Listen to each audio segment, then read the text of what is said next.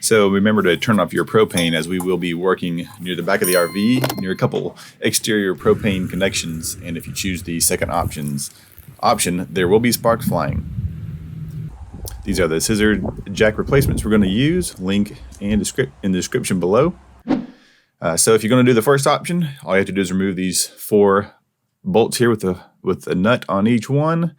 And that's the first simple, take it off, put the new one back on, and you're done and on your way. So that might work for, different people in different situations. But for me, we're going to take it up to the next step and take off that bracket. As you can see, one of the nuts was giving me a hard time, so I had to break out the almighty vice grips to help finish the job. So here we're going to be cutting the 2 welds on each side of this bracket.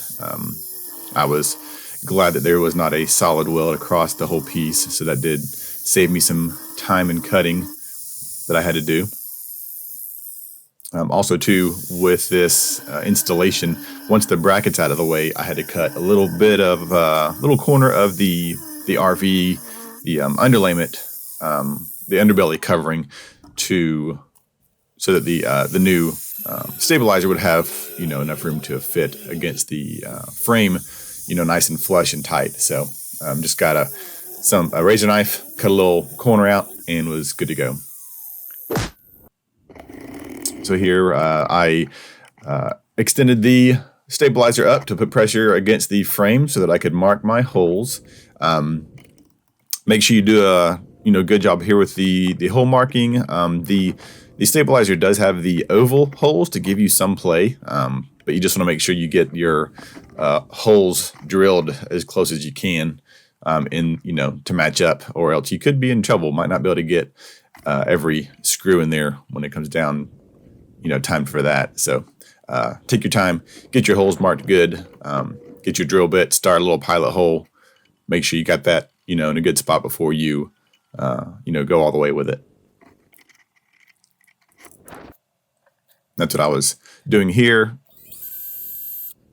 Just making me a little pilot notch there with the drill bit before I, go all the way through with it. Make sure to get that set as good as you can. And so here, make sure you do have that metal cutting drill bit. Make your 4 holes. Be careful right there. Yeah, that hurt my wrist pretty good. There's a reason for that handle, and I was using it on all the other ones, but that last bit on one, and man, that twisted my wrist pretty good.